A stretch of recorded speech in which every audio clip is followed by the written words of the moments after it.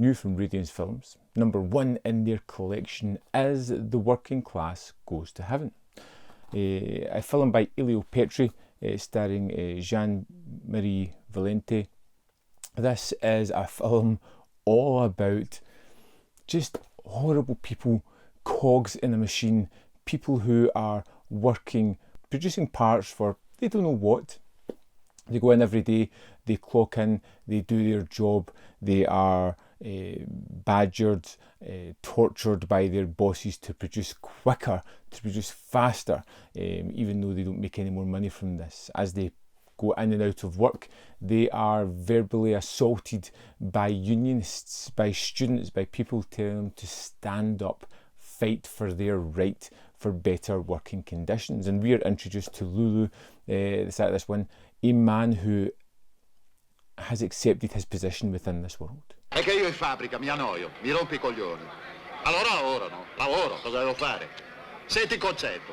La vita, traguardo, striscione, tutti dentro in pista. He works hard, diligently, as quickly as he can. It has a purpose and he drives himself forward. At the start of this, he's a kind of outcast against his workers. He holds his work ethic in high esteem with deep pride.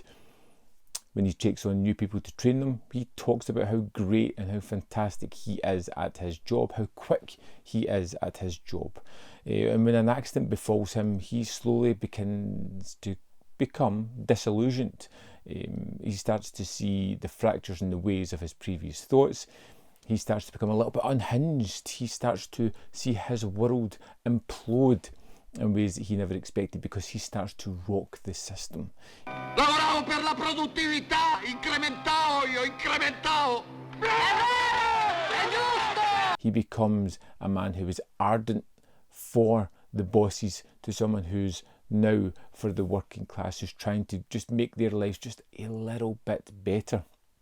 And like I said, no matter who you kind of focus on in this movie, everybody is a kind of horrible character. Whether you're looking at Lulu, who has these relationships that are really kind of volatile, who has a son that he doesn't see, who he has seemingly abused before physically, who he's got a son just now that he's often beating as well, a wife that he doesn't talk to, doesn't support. Vai con la mamma, vai.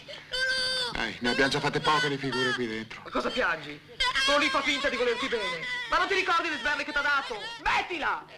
A girlfriend that he just takes for granted as well, whether it be the students and the activists outside who are trying to incite violence, whether it be the bosses that are constantly putting the pressure on these people to produce more and more and run themselves dry.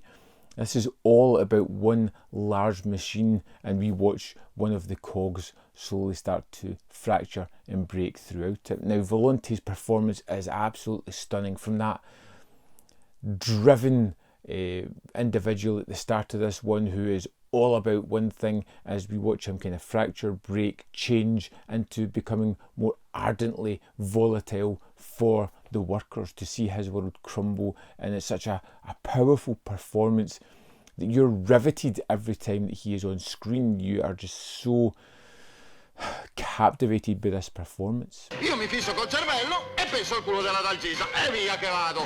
Un pezzo, un culo. Un pezzo, un culo. Un pezzo, un culo. Petri himself does some wonderful directing touches, particularly on the shop floor when they're kind of moving from various machine to various machine, or a workman-like line of machines. The way he kind of creates this tension and suspense as it moves from the different parts all the way along the production line is just fantastic. La vostra salute dipende dal vostro rapporto con la macchina.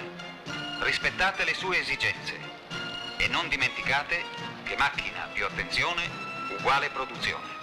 This was a great movie with another great score by Morricone. It feels a little bit similar to the investigation score in parts, but it does really have this kind of tense moments where it really brings to the forefront the political feelings at the time.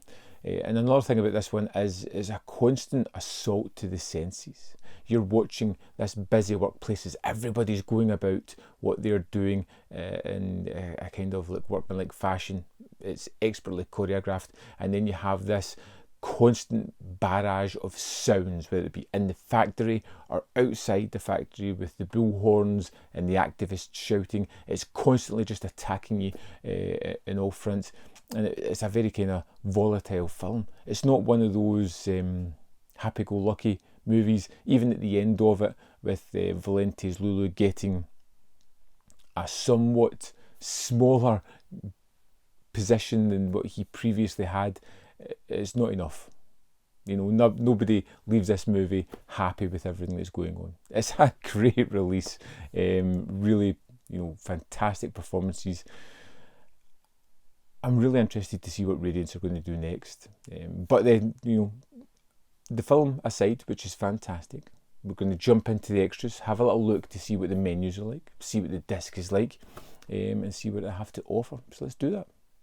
So this is the disc layout for The Working Class Goes to Heaven. We're going to go to the special features. Here we have a list of them. First one, Elio Petri. If we go into that, you get a small synopsis.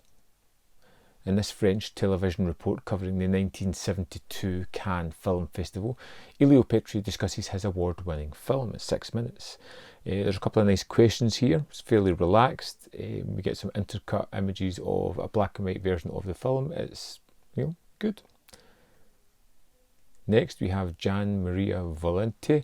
In this interview from French television, actor Gian Maria Volonté discusses his acting methods, views on the changing landscape of cinema, and some of his key films. First to broadcast, October 1984, 35 minutes 13 seconds. Talks about his career. They focus a little bit on investigation of a citizen above suspicion, his stage name, Italian cinema and its impact, and creating characters. Next up we have Corrado Solari. Working Class Heroes, Corrado Solari on The Working Class Goes to Heaven. In this interview, the actor discusses the film, the social context of the period, Petri and Volonté, and the working methods filmed in Rome 2015, and it's 15 minutes 3 seconds long. And it's really fun. There's lots of anecdotal stories that he has here, particularly about Volonté. There's a fun one about his, well, I say fun, his wife needing an operation, and the doctor willing to bypass the fee if he can meet Volonté, and talking him into doing it. And he's fairly complimentary about the director and the star as well. It's a fun talking head. Next we have Alex Cox. Filmmaker Alex Cox gives us an appreciation of the actor Volonté and The Working Class Goes to Heaven, recorded exclusively for Radiance Films in August 2022. It's 10 minutes 10 seconds in length, and it basically runs through Volonté's career, how he became a star, and how Cox believes him to be the best actor in the world. And let's just stop for a moment and say Alex Cox should be on every extras of every film ever. He's just fantastic. I could listen to him for hours. More of that, please. Next up is Petri's Praxis, Ideology and Cinema and the Post-War Italy. In this newly filmed visual essay, Professor Matthew Kowalski explores how Elio Petri's personal relationship with left-wing politics impacted themes found throughout his cinema.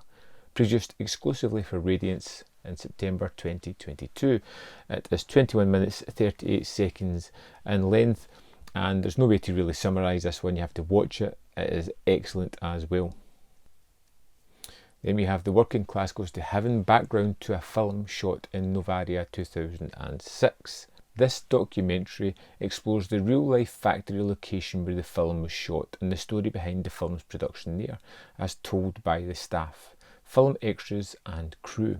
This is just under 50 minutes, 49 minutes 38 seconds, and it's excellent. It's a wonderful addition, the kind of thing I wasn't expecting, but was just a fantastic to sit down and just enjoy. And then we have the trailer, which is 3 minutes 34 seconds as well.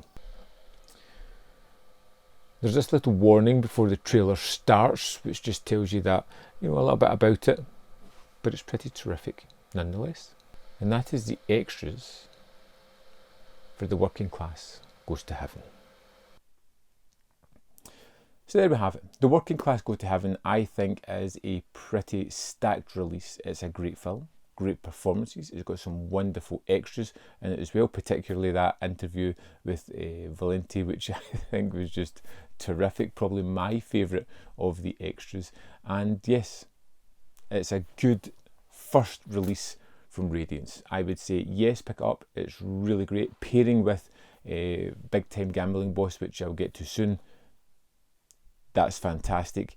Definitely pick up the two of these if you get the chance. I think as film fans, going to love it. I would love to know your thoughts on this movie. If you've picked it up, if you've watched it, whether you liked it, whether you hated it. Did you fall somewhere in the middle? What did you like about it? What did you hate about it? Let me know in the comment box your thoughts on this and your thoughts on Radiance as a package thus far. I can't wait to read those comments. Thanks for watching and see you next time on Man v Film.